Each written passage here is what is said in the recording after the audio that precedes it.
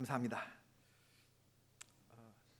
찬양 인도를 해주신 권사님 너무 감사드립니다. 저녁 식사 대접을 우리 유영균 장로님 통해서 받았는데 딱 자리에 앉자마자 저한테 하시는 말씀이 까마득히 잊고 있었던 교가를 생각나게 하시니 감사합니다. 그게 너 몇 회냐 이 얘기죠. 그래서 야, 참 장로님 점잖게 각 잡으시네요. 일어나서 제가 딱 인사를 드렸는데 내 밑으로 집합. 찬양인도 하신 분이 충고 나오셨다대 맞습니까? 드럼 치시는 분이 충고 나오셨다대 맞습니까? 그리고 우리 인턴 전도사님, 수련목 전도사님 충고 나오셨다는데 맞습니까? 너무 감사하고 선배가 집회를 인도하는데 후배가 이게 바로 선진과 후진의 한마음한 뜻 영원히 빛내자 충고의 사명. 아멘. 이게 선진과 후진의 한마음한 뜻인 줄로 믿고 바쁜 분이라는 얘기를 들었는데 그래서 이틀 정도밖에 찬양 인도를 못하겠다고 그랬는데 이렇게 시간 나와서 인도해 주신다는 얘기를 전도사님께 전해 듣고 내가 얼마나 감사한지 모릅니다. 그리고 제가 감사 예물 이렇게 시간 드리시는 분들을 축복 기도를 안 했다 이렇게 오늘 또 감리사님이 말씀해 주시는데 제가 그런 쪽으로 재주가 없습니다. 여러분, 이 부흥회가 제 소박한 바람은 이전에 했던 것보다 조금 이렇게 헌금이 덜 나와서 다음번 부흥회를 계획하는데 어려움이 없었으면 좋겠고 이 영상을 시청하시는 분들도 좀 협조해 주시기를 바랍니다. 우리가 예년에 했던 것만큼 해서 제 다음에 또 강사가 이렇게 부흥회를 할 수 있는 그런 예산이 만들어졌으면 하는 소박한 바람을 가져봅니다.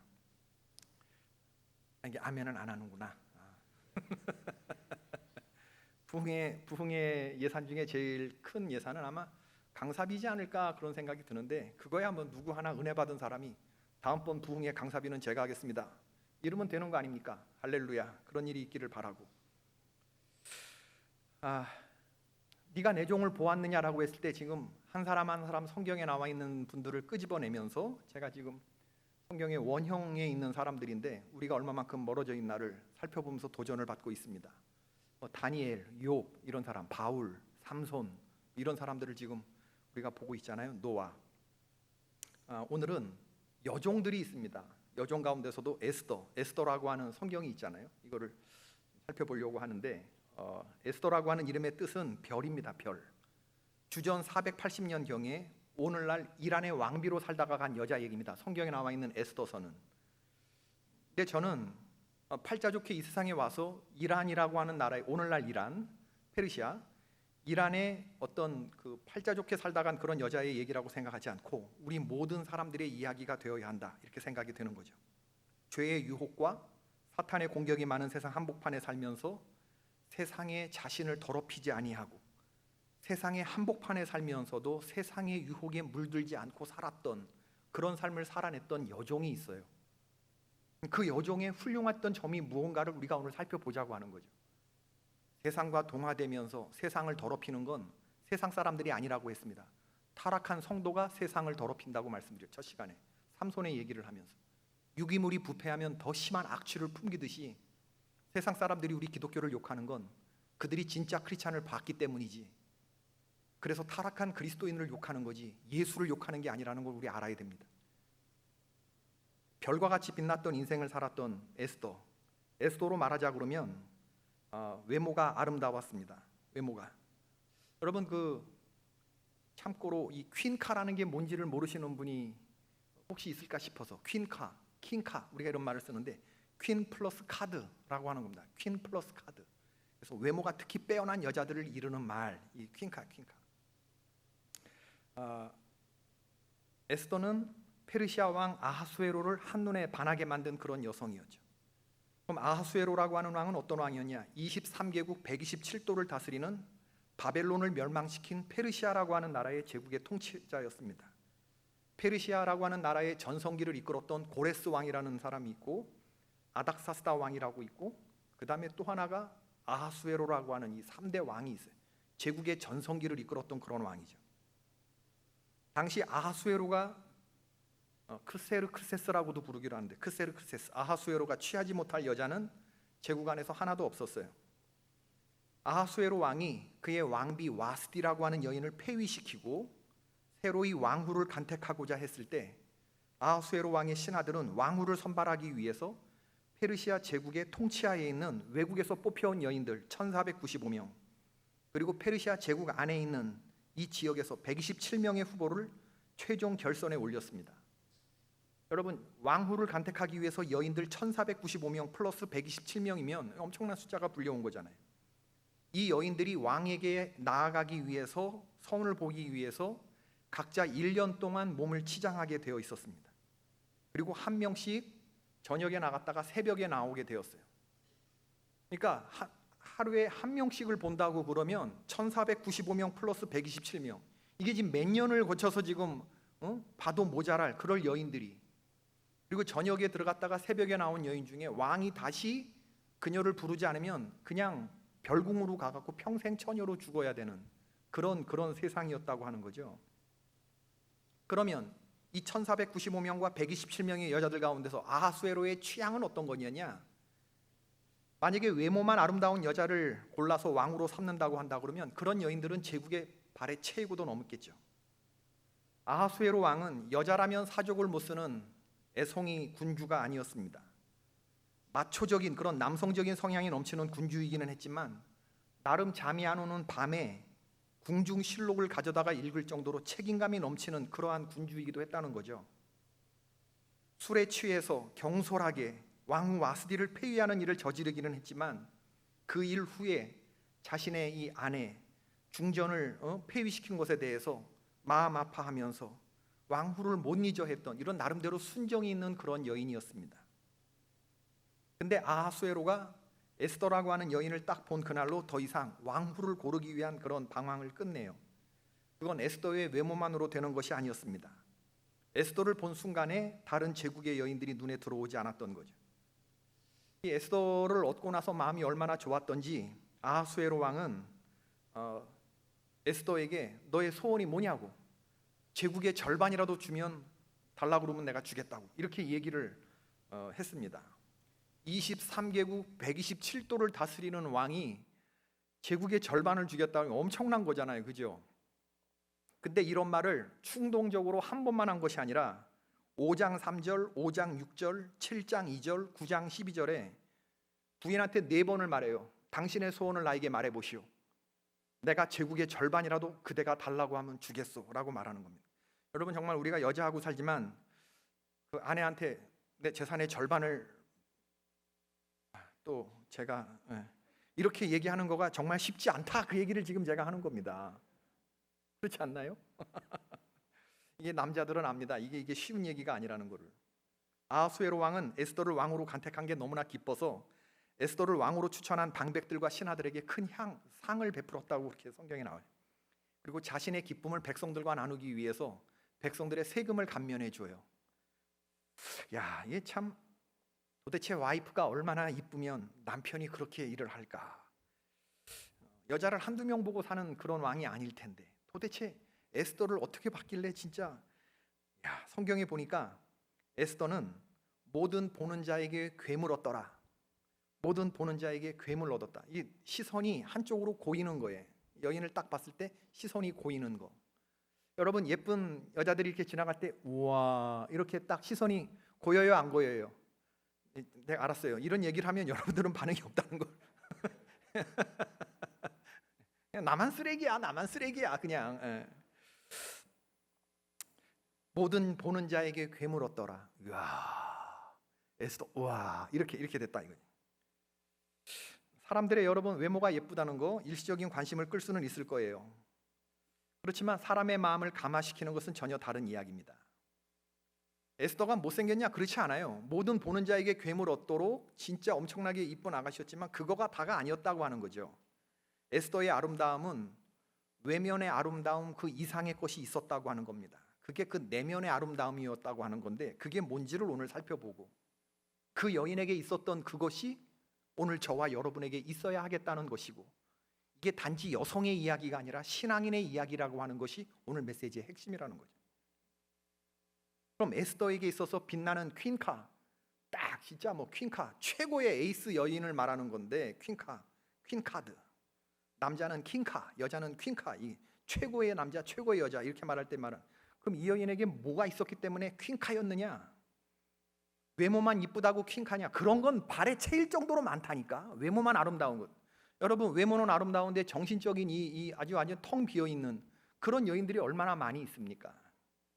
총체적인 건데, 에스더에게 무엇이 있었냐면 긍휼히 여기는 마음이 있었다는 거예요. 내면의 아름다움 중에 긍휼히 여기는 마음. 에스더의 아름다움은 그녀의 캐릭터에서 나옵니다. 성품에서.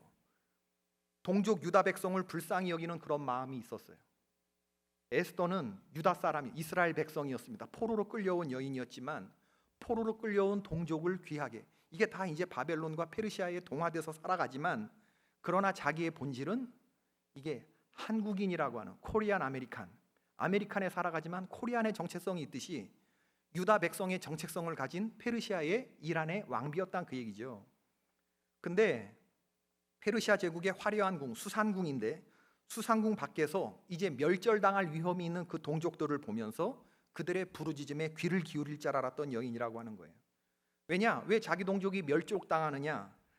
하만이라고 하는 페르시아의 국무총리가 유다 민족이라고 하는 그 한 민족을 딱 집어가지고 얘네들을 전부 다 인종 청소를 해버리자고 하는 것을 왕의 도장을 받아서 이걸 조서로 그냥 다 전국에 뿌렸던 거예요. 이 동족을 구하기 위해서 동족이 멸절될 위험 앞에서 이 에스더가 극률한 마음을 가지고 왕에게 간청하는, 죽으면 죽으리라 하는 심정으로 왕 앞에 나아갔다 그 얘기죠. 왕 앞에 허락 없이 나갔다가는 아무리 부인이라고 해도 죽임을 면치 못하게 되는 굉장히 위태한 상황인데, 죽음을 무릅쓰고 나아가는. 동족은 뭐 나하고 상관없을 수도 있잖아요. 나 혼자 지금 왕비로 잘 살고 있는데 동족이 어떻게 되든 말든. 지금 그녀가 가진 가장 아름다운 것은 뭐냐면 마음이 예뻤다는 마음이, 컴패션이라고 하는 겁니다. 다른 사람의 고통을 자기의 고통처럼 여기고 단지 동정심 차원에서 그치는 것이 아니라 그를 고통 가운데서 구해내기 위해서 행동으로 옮기는 것, 그게 바로 긍휼이라고 하는 건데, 불쌍히 여기는 그런 마음이 있었다는 거예요. 긍휼은 이게 사람의 성품 가운데서 가장 위대한 성품입니다. 긍휼한 마음이 있는 사람은 사탄 마귀도 당할 수 없어요. 왜냐하면 이 긍휼은 하나님의 아버지의 마음이시고 저와 여러분을 사랑해서 독생자를 내어주신 바로 그 하나님의 마음 자체가 우리를 불쌍히 여기는, 우리가 잘못되는 것을 두고 보지 못하는 그 하나님의 마음의 최고 정점이 바로 이 긍휼의 마음이고, 사탄이, 여러분, 마귀가 우리를 불쌍히 여깁니까?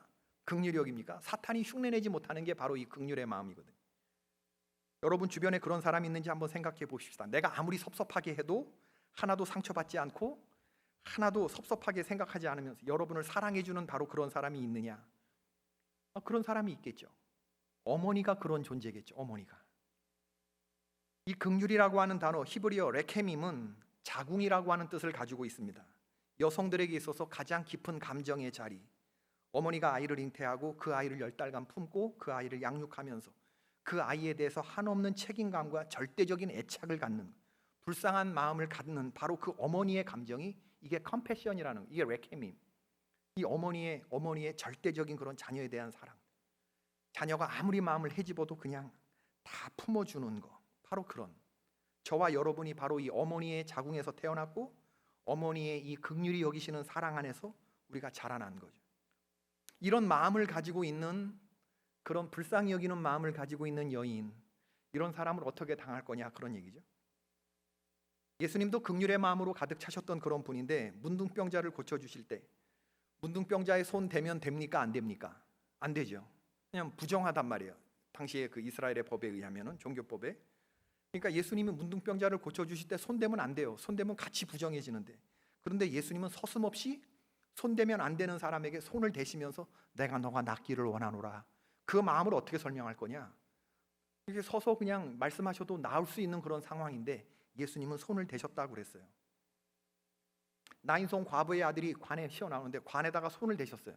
관에다가 손을 대는 건 시체에 손 대는 거랑 똑같은 처분을 받는데, 예수님은 외아들을 잃고 그렇게 눈물을 흘리면서 나오는 나인성 과부를 보시면서 불쌍히 여기시고 관에다가 손을 대시고 그 아이를 살려주셨어요. 예수님의 마음은 이 긍휼의 마음이 있으셨는데 저와 여러분의 마음속에 이 긍휼의 마음이 있기를 주의 이름으로 축원합니다. 우리는 잔인하면 안 되고요, 성정이 포악하면 안 되고요, 이 긍휼의 마음이 있어야 돼요. 이 착한 마음이 있어야 된다, 그 얘기죠. 에스더에게 긍휼의 마음이 있었다. 긍휼한 마음이 있으면 그 마음속에 더럽고 어두운 영이 틈타지 못합니다. 여러분 지금 누군가에 대해서 미운 그런 마음이 있습니까? 생각하면 할수록 분하고 억울해서 견딜 수 없는 그런 마음이 있습니까? 제가 오전 시간에도 얘기했지만 여러분, 우리 살면서 그런 사람 만나보잖아요. 아, 어떻게 세상에 저런 게 있냐, 소리 안 나는 총이 있으면 내가 한번 어떻게 쾅 쏘고 그러고 싶은 그런 사람들. 목사님, 나는 좋은 말로 안 해요, 나쁜 주먹으로도 안 해요. 나는 그저 그놈 타고 다니는 차에 나사 몇 개 풀어놔요. 어디 굴러가다 꽉 처박히게, 이렇게 말하는 사람들, 이거 긍휼의 마음이 없는 사람, 타인의 아픔에 대해서 공감하지 못하는 굉장히 위험한 마음인데 회개할 제목입니다. 여러분 깊이 기도하셔야 돼요. 누구에게 당한 거가 계속 곱씹어지고 억울해서 견딜 수가 없고 자다가도 벌떡벌떡 일어나게 되고 어디 두고 보자, 받은 만큼 돌려주리라, 이렇게 다짐하게 되면서 어떤 계획이 어떻게 해줄까를 막 생각하고 품고 이걸 실행에 옮기, 이걸 악한 사람이다, 그렇게 말하는 거죠. 긍휼하지 않은 사람이다, 그렇게 말하는 거죠. 사탄 마귀는 어떤 마음에 가장 많이 틈타고 역사하느냐, 바로 우리의 그런 마음, 복수심, 증오, 분노, 형제를 귀하게 여기지 않는, 사람을 귀하게 여기지 않는 그런 마음의 기생이에요, 사탄 마귀가. 그래서 자기만을 생각하게 하고 서로 미워하게 하고 갈라지게 하고 분열되게 하다가 하나님의 역사를 이루지 못하게 하는, 이게 사탄 마귀의 역사입니다. 아주 예전에 나왔던 드라마 선덕여왕이 있는데 고현정이라고 하는 배우가 미실이라고 하는 캐릭터를 연기를 했었죠. 얼마나 싸늘하게 얘기했습니다. 사람은 능력이 모자랄 수 있습니다. 사람은 부주의할 수 있습니다. 사람은 실수할 수도 있습니다. 하지만 나 미실의 사람은 그럴 수 없습니다. 이렇게 얘기를 해요.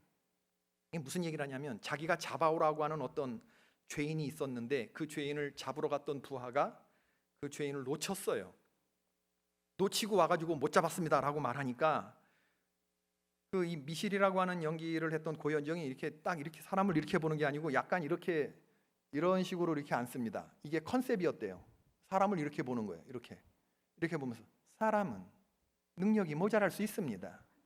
사람은 이러면서 부주의할 수 있습니다. 사람은 실수할 수도 있습니다. 하지만 나 미실의 사람은 그럴 수 없습니다. 이러면서 일어나서 옆에 호위무사의 칼을 딱 빼들니 그냥 서슴없이 목을 치는 거예요. 와. 사람을 종으로 나누면 공주님과 나, 백성과 종, 여러 부류로 나눌 수가 있겠습니다. 사람을 종으로 나누면. 그러나 사람을 횡으로 나누면 지배하는 자와 지배당하는 자, 딱 두 가지뿐입니다. 백성은 진실을 부담스러워하고 희망을 버거워하며 소통을 귀찮아하고 자유를 주면 망설입니다. 처벌은 폭풍처럼, 포상은 아주 조금씩. 이것이 지배의 기본입니다. 제가 이거를 이렇게 들으면서 진짜 이런 마음을 우리의 통치자가 가지고 있다고 한다 그러면, 공주가 되고 싶었으나 공주가 되지 못하는 궁주에 머무르는 이 미실, 이 사람의 이 마음이 얼마나 모질고 얼마나 건조할까, 그런 생각을 해본 거예요. 도무지 사람에 대한 이해가 없고 사랑이 없고 관용이 없고 용서가 없고 긍휼이 없는 그런 마음들, 어떻게 세상을 그런 눈으로 볼 수가 있죠?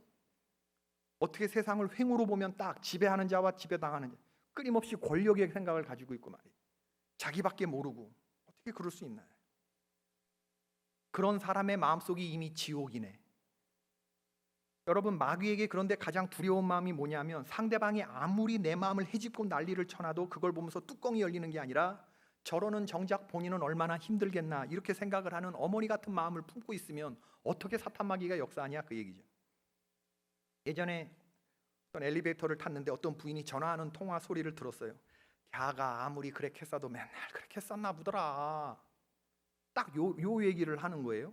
다시, 걔가, 이게 어느 나라 말인지 여러분 짐작이 되세요? 걔가 아무리 그렇게 써도 걔가 맨날 그렇게 썼나 보더라. 제가 그 얘기를 딱 들으면서 걔가 누군지, 걔가 맨날 어떻게 했길래 맨날 그랬다는 건지, 이게 걔를 향한 꾸중인지, 이게 관심인지 이게 걱정인지 그게 헷갈리면서 갑자기 걔가 궁금해졌습니다. 걔가 어떠서 옆에서 들었는데 걔가 아무리 그렇게 써도 맨날 그렇게 썼나 보더라. 근데 어떤 여성분의 소리가 들리는데 수화기 너머에서 한편으로 드는 생각이 그 걔는 참 행복하다. 이 두 여인 사이에서 걱정인지 꾸중인지 모를 그러나 걔를 걱정하는 이 두 여인 사이에서 걔는 안전하겠구나 그런 생각이 들었어요. 상대방이 아무리 사고를 쳐도 그게 미운 게 아니라 불쌍하고 안쓰럽게 여기는 그런 마음, 내가 더 잘 해주지 못해서 저가 저런 거지 그런 생각이 든다 그러면 그게 하나님 주신 마음이 아니고 뭐냐. 에스더의 마음 속에 정말 별처럼 빛나, 에스더 이름이 별이라고 그랬는데 스타 어떤 마음이 있었냐면 아주 이 예수님의 마음을 닮은 착한 심성이 있었어요. 여러분, 캐릭터, 사람이 모질지 않고 악하지 않고 아주 선하고 아주 착하고 사람을 귀하게 여기는 그런 마음이 있었다니. 남진 아세요? 가수 남진. 새까만 눈동자의 아가씨, 겉으로 거만한 것 같아도 마음이 비단 같고 고왔어. 정말로 나는 반했네. 또 제가 이렇게 노래를 하면 신성한 강단에서 또 가요 부른다고 또 마음 힘들어하시는 장로님 계실 텐데 모르겠습니다. 이제 내일 끝나고 나는 이제 갈 거니까 나머지는 알아서 감리사님이 말씀의 맥락을 돕는 차원에서 하는 거지. 저 원래 가요 잘 안 부릅니다. 찬송가가 은혜롭지. 마음이 고와야 여자지. 얼굴만 예쁘다고 여자냐? 한 번만 마음 주면 편치 않는 여자가 정말 여자지. 할렐루야. 정말 그런 것 같아요. 얼굴만 예쁘다고 여자냐? 마음이 비단 같고 고와야 여자지. 응? 극렬한 마음이 있어야 여자지. 여러분, 얼굴 예쁜 거 오래 못 갑니다. 아멘 하십시오. 얼굴 안 예쁘면 아예 못 갑니다. 내 얘기가 아니고 김창홍 얘기예요. 김창홍. 두 번째로 이 에스더가 어떤 여인이었냐면 그녀는 기도의 여인이었어요. 기도의 여인. 그녀에게 있어서 빛나는 자산은 기도였습니다. 기도의 능력을 알고 있었고 기도할 줄 알았던 여인이죠. 영적 퀸카의 조건 두 번째는 우린 기도라고 하는 걸 갖고 있어야 돼요. 여러분, 지금 기도 강조하는데 이 기도가 머리가 아니라 이 가슴에 와서 딱딱 달라붙기를 주님의 이름으로 축원합니다. 이번 부흥회 때 그런 역사가 있기를 바라는 거예요. 아, 기도를 해야겠다라고 하는 게 가슴에 와서 탁탁 달라붙는 그런 시간이 됐으면 좋겠어요. 동족이 몰살당할 위기 앞에서 삼촌에게 부탁하는 게 뭐냐면 당신은 가서 수산에 있는 유다인을 다 모으고 나를 위하여 금식하되 밤낮 3일을 먹지도 말고 마시지도 마소서. 나도 나의 시녀로 더불어 이렇게 금식한 후에 규례를 어기고 왕에게 나아가리니 죽으면 죽으리이다. 이게 에스더의 금식 기도였다는 거죠. 동족을 위해서 기도하는 것은요, 사람을 쫓아다니면서 플랜을 짠 게 아니라 지금 하만이라고 하는 아주 대적 국무총리, 나쁜 국무총리가 이 페르시아의 제국 하에 있는 여러 많은 동족들이 있는데 그 부족들 가운데 유다민족 에스더의 동족을 죽이려고 하는데 이 문제를 해결하는 이 엄청난 문제 앞에서 에스더가 꺼내들은 카드가 뭐냐 하면 자기에게 제국의 절반을 주겠다고 말하는 남편에게 쫓아가는 게 우선순위가 아니었고 하나님 앞에 나와서 그녀가 기도를 하는데 그 기도의 방식은 뭐냐 하면 3일 금식하는 거였고, 일주일이라도 금식할 수 있는데 아마 사태가 급박하니까 3일 동안 절대 금식, 물도 마시지 않는 금식 기도를 하는 기도의 중요성을 알고 있었던 여인이 바로 에스더라고 하는 사실입니다. 영적 퀸카의 조건은 뭐냐면 여러분, 하나님 앞에서 귀중한 사람으로 우리가 인식되기 위해서는 이 기도가 반드시 있어야 돼요. 하나님의 각종 귀한 것이 기도의 자리에서부터 다운로드가 되기 때문에 그렇습니다. 사람 쫓아다니지 않고 그녀는 간절하고 처절하게 먹지도 않고 마시지도 않는다는 것은 생명을 누구한테 맡긴다는 거예요? 기도하다가 죽어도 좋다, 그러므로 지금 내가 간구하는 것은 내 생명보다 더 귀한 그런 기도 제목을 가지고 하나님께 나갑니다 라고 하는 비장한 방식의 금식 기도를 가지고 주님 앞에 나갔다는 거죠. 여러분, 우리가 믿음이 떨어졌을 때 이 믿음을 한 방에 끌어올릴 수 있는 가장 지름길은 뭐냐면 그게 금식 기도입니다. 여러분, 먹는 거를 커트를 하고 그리고 하나님께 나아가는 거예요. 비장한. 그래서 하나님께서 그런 금식 기도하는 영성을 귀하게 보시는 거죠. 기도하는 내용이 훌륭했고 중보 기도였고 자신의 문제를 놓고 기도하는 게 아니라 동족의 문제를 가지고 나아가는 중보 기도잖아요. 하나님이 아주 귀하게 보시는 겁니다. 내 문제가 아니라 타인의 문제를 가지고 나가는데 그게 절대 금식을 하면서 나아가는, 이게 정말 하나님이 기뻐하시는 기도를 그녀가 드린 거죠. 우리는 흔히 생각할 때 문제가 닥쳤을 때 이를 해결하려고 나서지 않고 엎드려 기도만 하는 것은 유약한 사람들의 방법이라고 생각해요. 그러나 아닙니다. 기도가 힘이 없는 사람들을 취하는 방식이 아닙니다. 에스더가 하만을 인간적으로 상대할 힘이 없어서 3일 금식 기도한 거 아니에요. 여러분, 에스더가 국무총리를 상대할 힘이 없어서, 그녀가 가진 힘도 만만치 않습니다. 에스더는 왕의 부인이에요. 지금 영부인이란 말이에요. 영부인이 셉니까? 국무총리가 셉니까? 우리나라 지금 보면 그깟 청문회도 통과하지 못하는 국무총리, 그깟 청문회도 통과하지 못하는 장관, 영부인이 셉니까? 국무총리가 셉니까? 그거 우리 대답할 수 없어요. 여러분, 제가 무슨 얘기를 드리려고 하냐면 왕의 부인이란 말이에요. 영부인이 가진 힘도 만만치 않단 말이에요. 맞짱 뜨기로 했다 그러면 영부인이 바로 왕에게, 아수에로에게 얘기했을 때 고민이 되겠죠. 소원을 그렇게 말해버리면, 저 하만이 지금 이런 흉계가 가지고 있다 이렇게 한다 그러면. 근데 에스더는 그렇게 하지 않아요. 내가 힘이 없는 게 아닙니다. 얼마든지 상대방을 고민하게 할 수 있는 힘이 나에게도 있어요. 내가 그냥 일개 평민이 아니잖아. 나는 영부인이잖아. 왕후잖아. 그런데 내가 하만 그까짓 거 하나 내 죽으리라 하고 한번 맞짱 뜨기로 하면 중간에서 왕후 고민하겠죠. 아내를 붙잡겠습니까? 충신을 붙잡겠습니까?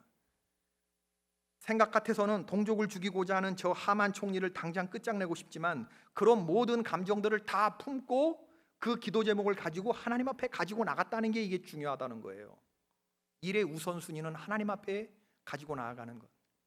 내가 쫓아다니면서 30분 고민했을 때 해답이 안 나오는 거 전부 다 기도 제목이라고 말씀드렸는데, 우리는 우리의 기도의 문제를 내가 해결하는 것이 아니라 이 문제를 하나님 앞에 보여드리고 하나님이 주시는 해결책으로 우리가 순종하는, 이게 우선순위라고 하는 것입니다. 우리는 문제 해결하는 것이 우리의 일이 아니라 어느 게 우선순위예요? 우리의 문제를 하나님 앞에 보여드리는 게 우선인 줄로 믿습니다. 기도의 자리에서 굉장히 중요한 얘기예요. 해결하는 게 우리의 일이 아니라 들고 뛰는 문제들, 막 여기저기서 탁탁탁탁 튀어오르는 그런 문제들을 일일이 해결하러 다니면서 사람 쫓아다니는 게 아니라 그걸 다 묶어가지고 하나님 앞에 그런 문제를 보여드리고 기도의 자리에서 묻는 거. 하나님, 내 문제는 이렇습니다. 해결해 주십시오. 이렇게 기도하는 것이 우선이라고 하는 거죠. 영적 싸움이라고 하는 게 바로 이렇게 수행하는 것이다. 에스더는 눈에 보이는 하만보다 눈에 보이지 않는 어둠의 세력을 볼 줄 아는 이런 영적인 여인이었고, 그 영적 전쟁을 어떻게 수행해야 하는지 방법을 알고 있었던 여인이죠. 굉장히 훌륭한 점이라고 생각이 돼요. 그리고 에스더는 엎드려서 기도한 후에 그리고 일어나서 이제 하나하나 일을 해나가기 시작하는데 영적 전투를 수행하죠. 이게 참 훌륭한 점이라고 생각이 됩니다. 에스더 5장을 보면 금식 3일째 딱 끝내고 나서 에스더가 왕비의 옷을 갈아입고 왕 앞에 나아가기를 결심합니다. 에스더는 그러면 왕비의 옷을 입기 전에는 무슨 옷을 입었을까? 베옷을 입었겠지요. 그건 하나님 앞에 참회의 모습을 보이는 기도 복장입니다. 베옷을 입고 자신의 처지를 아주 초라하게 만들면서 하나님이 불쌍히 여겨주시기를 바라는 마음으로 베옷을 입고 기도했을 거예요. 시녀와 함께. 그리고 금식을 끝내고 왕에게 나아가기 전에 성경에 나와 있지 않지만 한 가지 일을 하고 가는데, 그것은 뭐냐면 왕하고 얘기가 잘 됐을 때 왕을 오늘 저녁에 이 잔치 자리에 한번 오게 해달라. 내가 만드는 잔치 자리에 와서 식사를 해라. 요거를 준비하고 가요. 잔치를 준비하고 갑니다. 왕에게 나아가기 전에 식탁을 차리는 거. 그 식탁에는 누구를 초청하느냐? 딱 두 사람. 남편과 총리. 기도 끝내고 딱 나가는데 이게 에스더의 전략이에요. 근데 만약에 왕이 자기에게 호를 내밀지 않으면, 그 왕이 아내를 만나주겠다라고 하는 허락, 그게 왕이 가지고 있는 이 규를 내민다, 호를 내민다, 그런 건데, 그건 내가 접견하겠다, 내가 아내를 보겠다라고 하는 건데, 이게 의전 경우 원칙이었다 그거예요.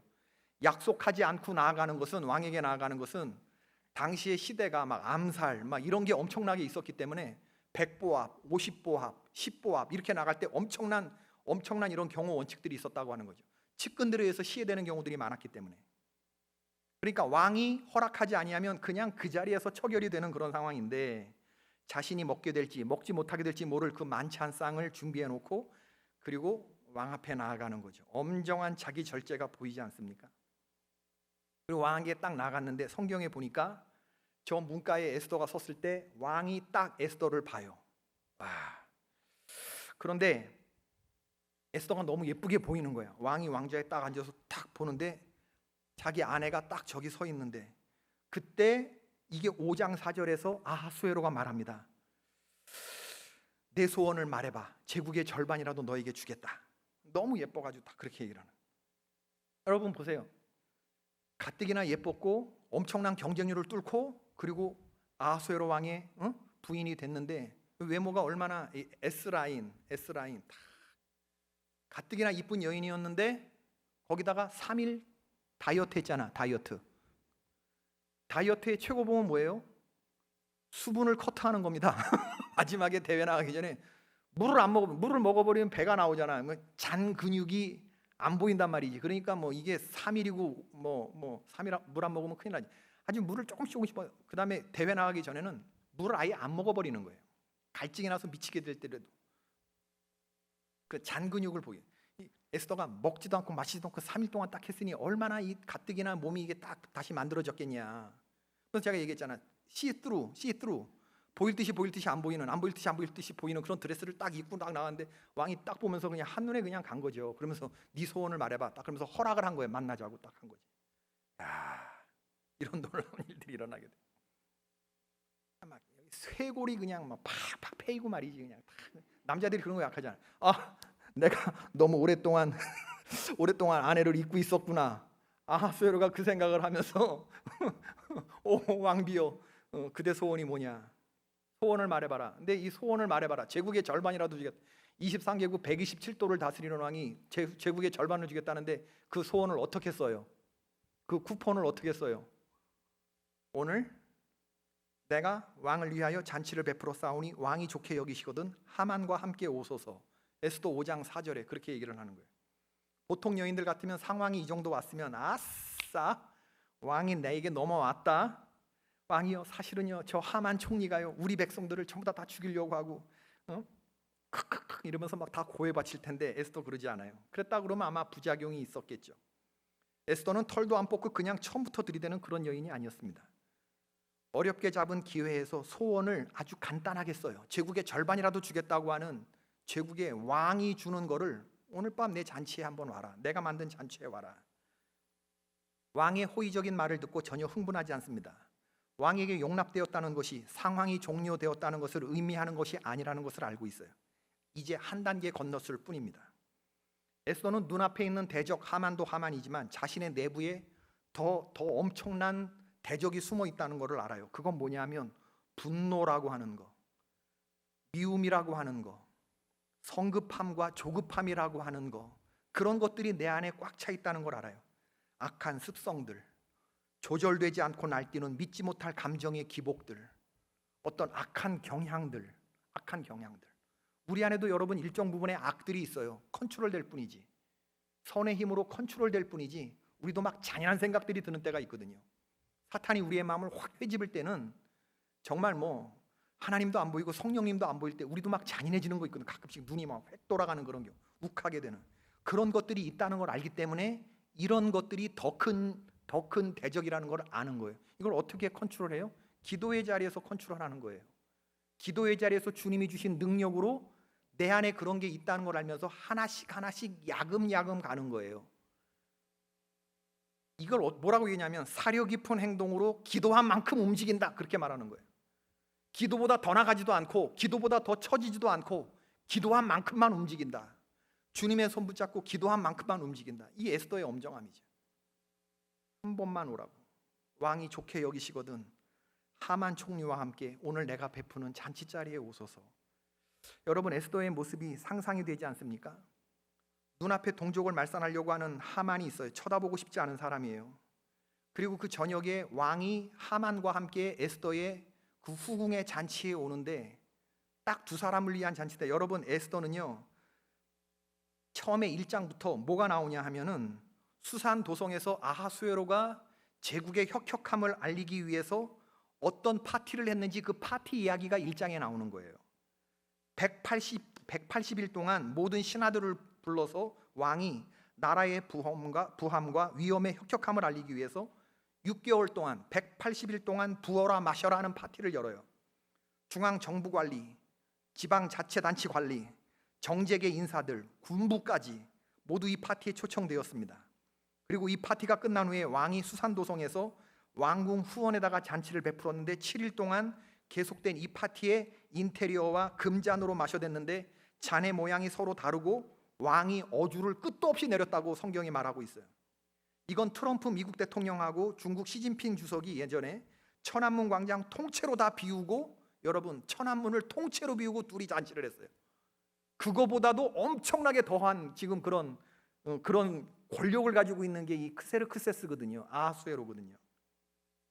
지상 최대의 쇼를 펼친 게 그 중국의 주석하고 미국의 트럼프가 천안문 광장을 통째로 비웠다니까. 이게 바로 나라의 부함과 자기의 권력의 혁혁함을 보이기 위한 그런 건데, 이런 거하고는 상대가 안 되는 바로 아하수에로는 인도에서부터 구스, 아프리카 에티오피아를 말합니다. 127도를 다스리던 그런 제국의 통치자였어요. 오늘날 아무리 OECD 선진국의 국가들이 흉내를 낸다고 해도 따라가지 못할 엄청난 잔치를 지금 6개월 동안 때려 먹은 거예요. 때려 먹는 거예요. 제가 무슨 얘기를 하려고 그러냐면 파티 애니멀이었어요. 아하수에로는. 하만은 파티라고 하면 이골이라는 사람인데, 그날 에스더가 어떤 잔치를 열었길래 거기에서 둘이 그냥 다 완전히 그냥 맛이 그냥 다 뿅 가는 거지. 거기서 내 소원을 말해봐. 제국의 절반이라도 딱 주겠다고 얘기했을 때, 그때 에스더가 또 어떻게 써요? 그 소원을 내일 한 번만 더 와달라고. 내일 한 번만 더 와달라고. 내일 한 번만 더 오면 그때 내 소원을 얘기하겠다. 그렇게 얘기를 하는 것이죠. 야, 여러분, 우리의 싸움은 혈과 육이 아니라 이 세상을 주관하는 어두운 영의 싸움이라고 했어요. 지금 에스더가 무슨 생각을 하길래 이 하만은 쳐다도 보고 싶지 않은데 이 사람을 뿅 가게 만들었을까? 겉으로는 생글생글 웃으면서 같이 한 끼라도 밥을 먹기 싫은 그런 사람이 지금 앞에 있는데, 그 사람과 남편을 위해서 아주 그냥 마음을 홀딱 빼는 어떤 그런 잔치를 열었다 이거예요. 야, 이거 정말 상상력을 동원해서 본다 그러면 진짜 무서운 여자다, 이런 생각을 해보게 되잖아요. 명찰 달고 나오는 대적 하만 앞에서 그를 상대하면서 얼굴 표정 하나도 드러내지 않고 마음속에서는 혈기와 감정과 복수심과 두려움과 그 모든 것들이 다 요동을 치겠지만, 이런 모든 것들을 다 훌륭하게 컨트롤하면서 가는데, 이건 인간적인 힘이 아니라는 얘기를 하는 겁니다. 3일 동안 목숨을 하나님께 맡기고 하나님이 다시 그 목숨을 받으셨다가 다시 내려주시면, 그러면 사는 거라고 생각하는 사람이 이미 생명을 하나님께 맡기고 죽었다가 다시 오는 거죠. 그런 여인에게서 오는 엄정함입니다. 소녀가 만일 왕의 목전에서 은혜를 입었고 왕이 제 소청을 허락하시며 제 요구를 시행하시기를 좋게 여기시면, 제가 왕과 하만을 위하여 베푸는 잔치에 또 오소서. 내일은 왕의 말씀대로 소녀의 소청을 말씀드리겠습니다. 에스더서 5장 8절의 말씀입니다. 내일 한 번만 더 와달라. 에스더서가 독특한 건 뭐냐면요, 성경에 하나님이라고 하는 단어가 한 번도 등장하지 않아요. 놀라운 얘기입니다. 여호와라고 하는 단어가 한 번도 등장하지 않으면서 그럼에도 불구하고 더욱 하나님의 개입이 도드라지는 그런 책이 바로 이 에스더죠.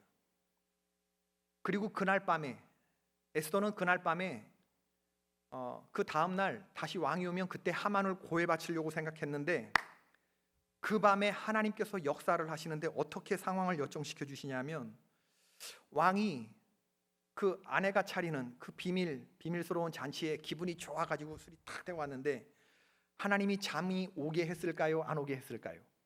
그 왕에게 술 먹었으면 잠을 자야 돼요? 아니면 책을 봐야 돼요? 할렐루야, 오래 사시기 바랍니다. 예, 술을 먹었으면 책을 봐야 돼. 권사님 같다. 남자들 모르고 하는 소리예요. 남자들이 술을 먹으면 자요? 아니면 일어나서 궁중실록 봐요? 궁중실록 봐야 돼요, 그죠? 그렇지 않아요, 권사님. 남자들이 술을 먹으면요, 취하면 그냥 자요. 뭐 그런데 첫날 파티에서 기분이 아주, 그 파티 애니멀이, 파티라면 이골이나 쓸 그 사람이 왕후가 차리는 그걸 도대체 어떻게 잔치를 했길래 거기에 그냥 뿅이, 솔직히 아내가 잔치 차린다 그러면 기대가 있어요, 없어요? 없단 말이야. 그건 늘 보던 거고. 아내를 아는데 뭐가 새롭겠어, 솔직히. 나만 쓰레기야. 그런데 에스더가 그걸 했다. 기분이 너무 좋아가지고 제국의 절반을 주자고 했다. 그리고 기분 좋아가지고 내일 한번 더 오자 그래서, 그래, 내가 알겠어. 왕후가 그렇게 내일 한번 내가 더 오겠어. 그리고 딱 왔는데 그날 잠이 안 오네. 그러니까 일어나서 역대 일기를 가져와서 읽게 하라고. 술 먹으면 자는 게 인지상정인데 일기를 읽게 하라고. 근데 일기를 딱 읽는데 하필이면 그 부분에 자기를 시해할 모종의 빅단, 세레스, 모종의 음모가 있었다고 하는 거, 그거를 알게 되는 거예요. 어떤 놈들이 나를 시해할 음모가 있었어? 이게 에스더의 삼촌인 모르드게가 이걸 알고 이 시해의 음모를 막았어? 그 부분을 딱 읽게 되는 거예요.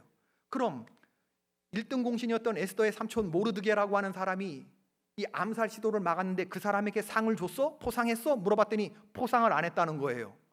야, 왜 하필이면 에스더의 삼촌 모르드게에 숨겨진 공로가 있었다고 하는 걸 지금까지 까맣게 모르고 있다가 술 먹고 들어온 그날, 잔치에 참여했던 그날 알게 됐을까? 대적 하만은 모르드게를 처형하려고 했지만 왕은 그날 모르드게를 향해서 후한 포상을 내릴 마음의 결정을 내렸던 거예요. 여러분, 이게 우연의 일치입니까? 아니면 하나님의 역사하십니까? 하나님의 역사하심. 전적으로 하나님의 역사하심이죠.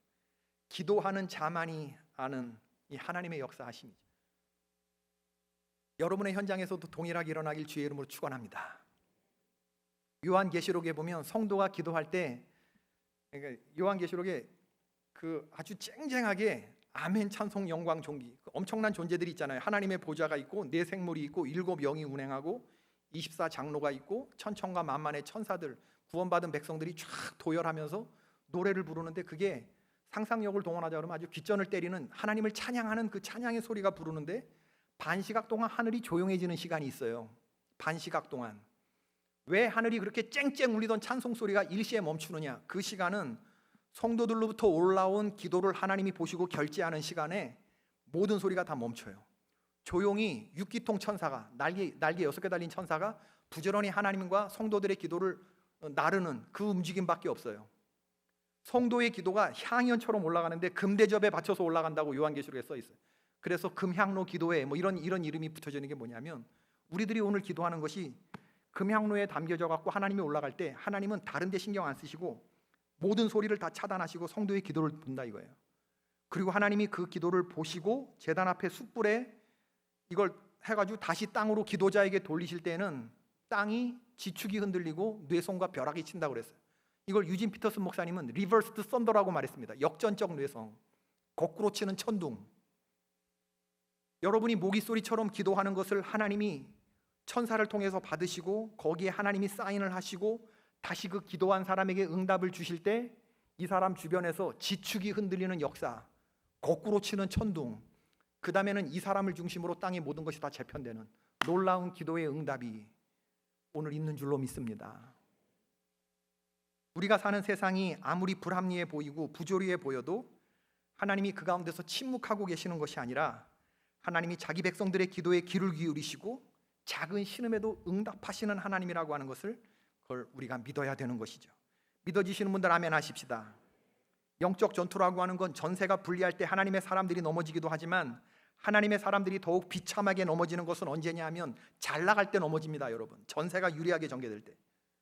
에스더가 그걸 알고 있는 거예요. 사람은 역경의 순간에 넘어지는 게 아니라 순경의 순간에 넘어진다. 일이 잘 풀릴 때 넘어진다. 그러니까 그 잘 풀리는 것이 축복이 아닐 수 있다는 얘기를 지금 여러분 드리는 겁니다. 에스더가 조급하게 굴지 않는 이유가 바로 그거예요. 하만을 조금씩 코너로 몰아놓고 결국에는 전세를 뒤집고 하만을 죽이고 하만의 열아들을 죽이고 마지막으로 페르시아의 수도 수상궁에 있는 유다인을 대적하는 800명을 진멸하고 마지막에는 페르시아 전역에 있는 유다인들의 대적 7만 5천 명을 하나도 남김없이 다 섬멸을 해요.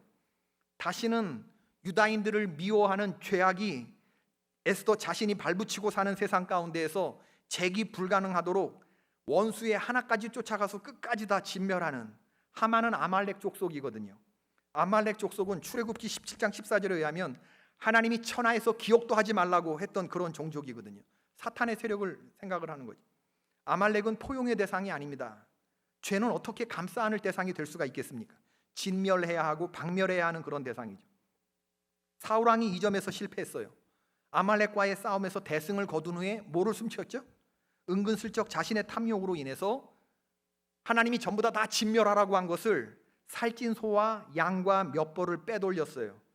이 대가로 사울왕은 사물의 선지자로부터 왕이 여호와의 말씀을 버렸기 때문에 여호와께서도 왕을 버려 왕이 되지 못하게 하셨나이다, 이 저주의 메시지를 들었어야만 했죠. 사람들이 말합니다. 에스더가 너무한 거 아니야? 승자의 관용이라는 게 있지 않아? 어떻게 그렇게 아말렉 족속을 끝까지 죽일 수 있을까? 뭐 그런 얘기를 하지만 사탄이 하나님의 백성들에 대해서 관용을 두지 않기 때문에 우리가 아무리 100번 하나님의 말씀 듣고 100번 가운데 99번 하나님의 말씀대로 살고 신앙의 원칙들을 지키며 살아도 그 마지막 하나를 진멸시키지 못하면 전성기 때 숨죽이고 살려둔 그것들이 우리가 약해졌을 때 들불처럼 일어나서 다시 우리를 삼킨다는 것을 알아야 됩니다. 여러분, 제가 많은 목회를 하면서 성도님들을 만나게 되는데 내가 하나님의 말씀은 99개 다 지켰다, 내가 못 지키는 거 딱 하나 있는데 좀 요거만 하면 나는 다 100% 하나님의 말씀에 순종한다, 뭐 이렇게 얘기하는 분들이 있어요. 나는 하나님이 하라는 거 열의 9은 다 했다, 하나만 지금 안 하고 있다, 이제 거의 다 왔다, 이렇게 말하는 분이 있지만 여러분, 그건 스스로 속이는 것입니다. 내가 순종하지 못하는 그 한 가지가 나머지 9개보다도 훨씬 더 크다는 것을 여러분, 우리는 알아야 되는 거예요. 내 마음을 100% 다 하나님께 드려야 되는데, 하나님의 통치를 받아야 되는데, 아무리 99개도 그 내가 감추고 있는 그 하나가 내 전부라니까 우리는 스스로 속이고 있는 거죠. 마지막 하나를 진멸시키지 못하는 건 마지막 하나가 아니라 실상은 이게 90%예요. 이게 90%. 우리 안에 죄성이라고 하는 게 그렇게 쉽게 만만하게 생각해서는 안 됩니다, 여러분. 언제든지 들불처럼 일어날 수 있는 바로 그런 거. 그렇기 때문에 성경이 말하는 거예요. 그리스도 예수의 사람들은 십자가의 3가지를 못 박아야 되는데, 첫 번째는 육신을 못 박아야 되고, 두 번째는 감정을 못 박아야 되고, 세 번째는 탐욕을 못 박아야 된다. 이 3가지를 못 박아야 된다고 얘기해요. 아멘. 여기 아멘 포인트입니다. 뭘 박으라고요? 육신, 감정, 탐욕. 그리스도 예수의 사람들은 육체와 함께 그 정과 욕심을 십자가에 못 박았느니라. 아멘. 갈라디아서 5장 24절의 말씀이란 말이에요. 이걸 매일매일 기도의 자리에 나와서 십자가에 못 박지 않으면 이게 그냥 막 날뛰게 된단 말이에요. 여러분, 우리의 육신이 날뛰어봐 어떤 일이나 두아디라 교회 되는 거예요. 그냥 막 몸에 범죄가 저질러지는 거지.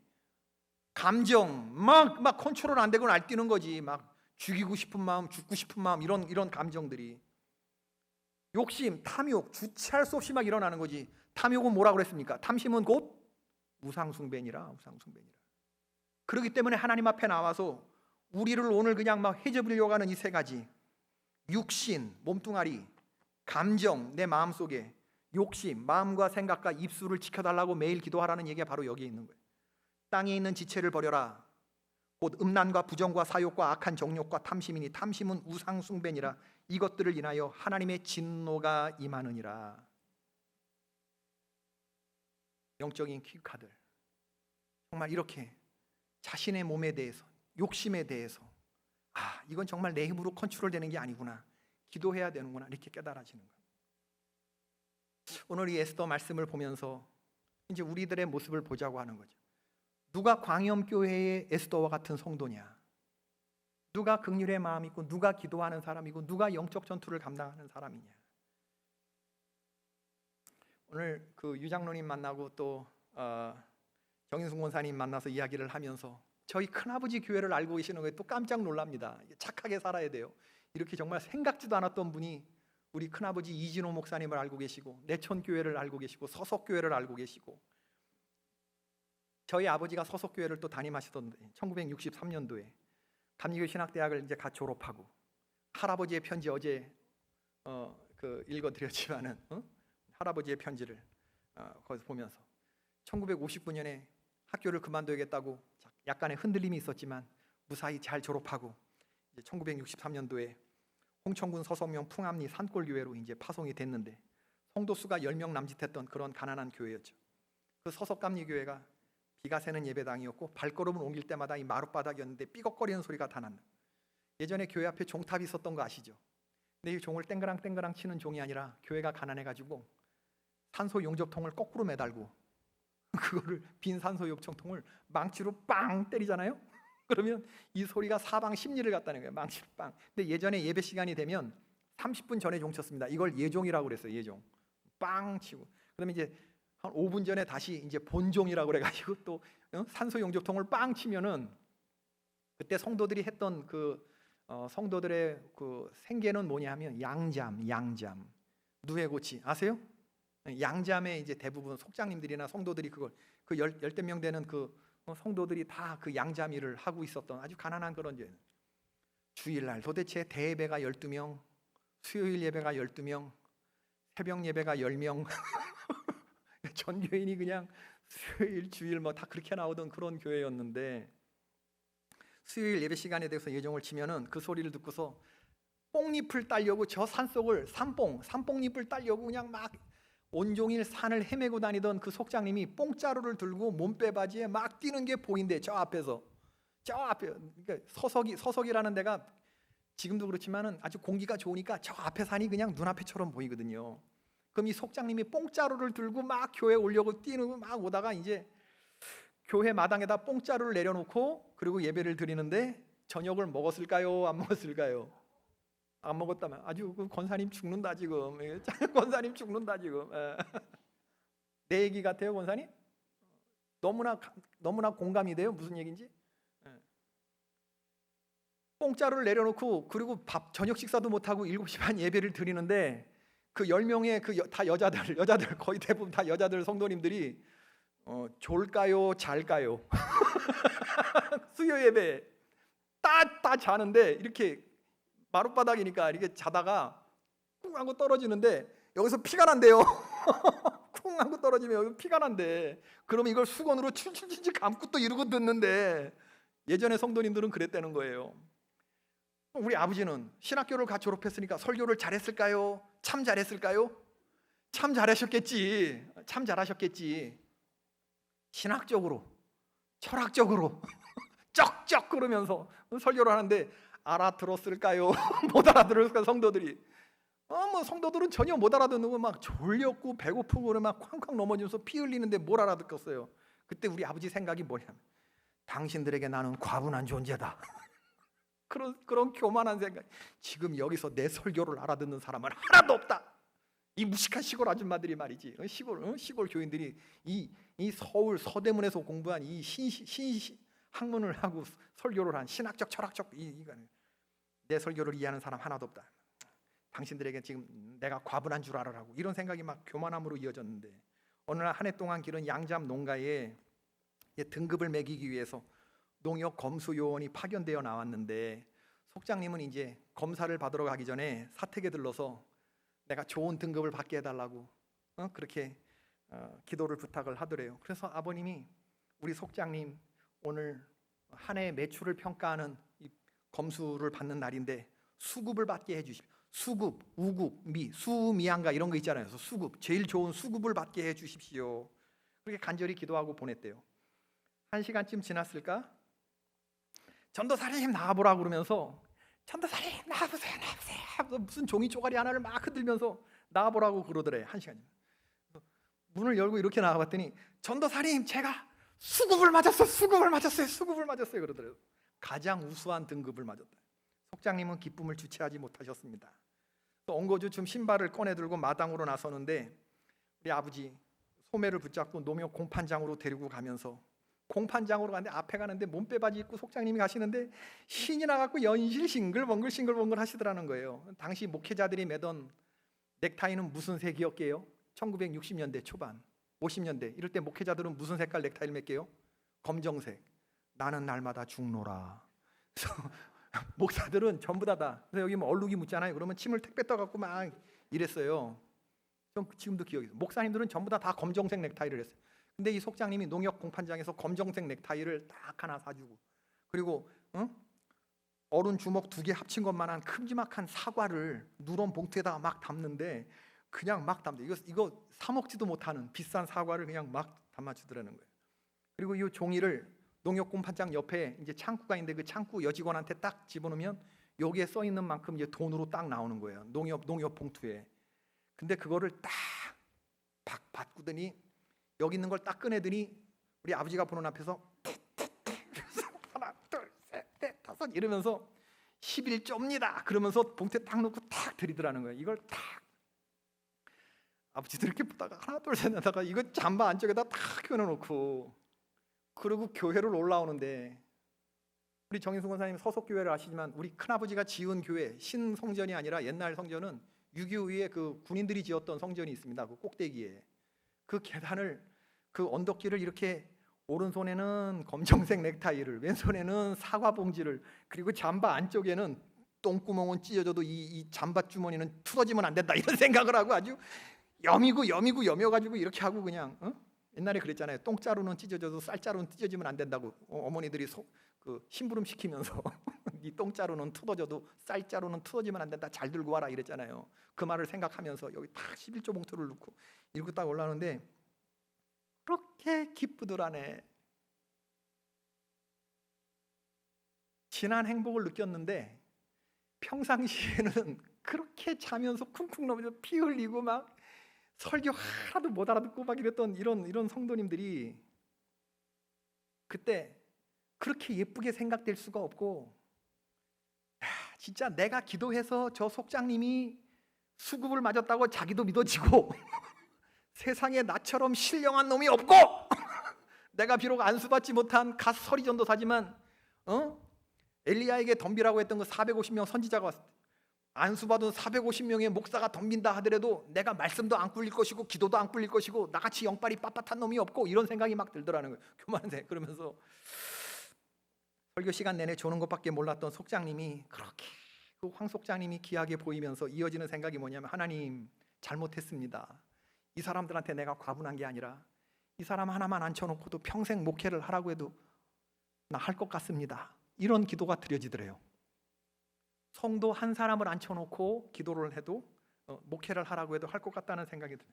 그리고 그 이후로 우리 아버지 44년간 목회를 하시고 그리고 은퇴하시고 여기 유승 한내들 아파트 남춘천에 지금 여기서 사시는데 뭐 은퇴했으면 뭐 하시겠어요? 들어놓아서 이렇게 천장부대 내 인생에서 만난 가장 최고의 퀸카가 누구였을까? 내가 만난 성도들 가운데서 가장 빛나는 여종이 누구였을까? 성도가 누구였을까? 이 황 속장님들 자기 서리전도서에 만났던 목회라고 하는 것이 이렇게 힘들어서 하나님께서 그 여인을 통해서 나를 위로하시려고 했나? 천사가 둔갑해서 나타난 걸까? 그 황 속장님으로? 그 시골에 그 12명 성도들을 놓고도 이게 이렇게 귀한 일이다 하나님 나를 위로하고 싶어갖고 천사로 둔갑해서 그 속장님한테 보내줬나? 이런 생각도 들면서 엘리야에게 사르밧 과부가 그런 여인이었을까? 먹고 죽으려고 했던 그 가련한 눈물의 음식을 갖고 와라 그런데 그 갖고 오는 그런 여자 이런 게 퀸카죠. 아들하고 먹고 죽으려고 했던 거를 갖고 오란다고 또 그걸 또 가져다 주는 그런 믿음의 여종. 엘리사에게 수넴 여인이 그런 여인이었을까? 우리 집 앞을 지나가는 저 사람은 하나님의 거룩한 사람이라고 우리가 저 사람을 위해서 조그만 공부방을 하나 만들어 드리자고 그래서 옥상에다가 책상 갖다 놓고 등을 하나 갖다 놓고 그렇게 했던 그 엘리사에게 수넴 여인이 그런 여인이었을까? 예수님 앞에 나와 향료값을 깨뜨려 부은 여인이 저런 여인이었을까? 내가 수고해서 좋은 등급을 받은 게 아니라 우리 안수도 받지 않은 서리 전도사님이 기도해 주셔서 그리 된 거라고 믿는 절대적인 확신. 그만하면 됐다고 그러는데도 굳이 사과 하나를 더 집어넣으려고 하던 그 가련하고 아름다운 그 감사해하는 마음. 전도사가 보는 앞에서 봉투를 까보이면서 그게 한 해에 이게 네트 인컴이 아니란 말이에요. 그로스 전체 총 매출인데 거기서 그 하나 둘 셋을 만 원짜리를 쉬어가면서 11조를 세시는데 하나도 떨림이 없던 손가락 이거 하나도 손가락 아버지 그 손가락이 떨리는지 안 떨리는지도 봤어요. 그게 보이더라 하나도 떨림이 없는 전도사님 나 하보라 그러면서 그 목소리가 기쁨이 가득한 그런 표정이 지금도 생생하다. 제가 그 말씀을 들으면서 오늘 또 뭐 정권사님 얘기도 들으면서 제가 그런 얘기 참 좋아하는데 우리가 잃어버린 지점이 어디일까? 성도 하나를 앉혀놓고 내가 평생 목회해도 될 것 같다고 하는 그 전도사의 그 마음은 얼마짜리일까? 이런 생각을 해보게 되는 거예요. 오늘날 5,000평 대지에 10,000명 성도를 꿈꾸는 뭐 이런 목회자들은 많지만, 진짜 설교할 때 내내 그냥 조는 것밖에 모르는 그 속장님 하나를 앉혀놓고 평생 목회를 하라고 해도 나 할 수 있을 것 같다고 말하는 그 목회자의 그 마음은 얼마짜리까? 그 속장님의 헌신은 얼마짜리까? 그 속장님이 그 육성회비를 못 내서 그 딸이 공납금을 못 내가지고 학교 선생님한테 손바닥을 얻어맞았는데 그걸 손에 붕대를 징징 감고 그리고 교회를 나왔는데 그걸 보고 눈물이 터지더라는 거야. 아니 그런 사람이 이렇게 했어? 이런 생각이 들면서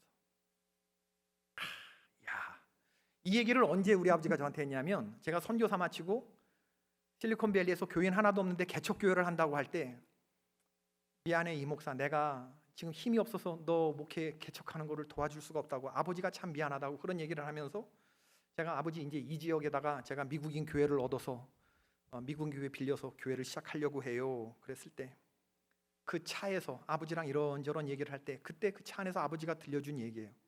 이 목사, 반드시 하나님이 너한테 좋은 성도를 붙여줄 거라고. 근데 하나님이 나한테 그렇게 얘기할 거고, 내가 이제 기도할 거라고. 너한테 반드시 하나님께서 좋은 성도를 붙여줄 거라고.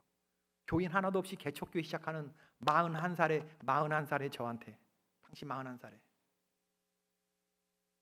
우리 집안 식구들이 깔고 앉은 교회들이 몇 개인데, 목사들이 몇 명인데 어떻게 너한테 돌아가는 그런 교회가 하나도 없냐고.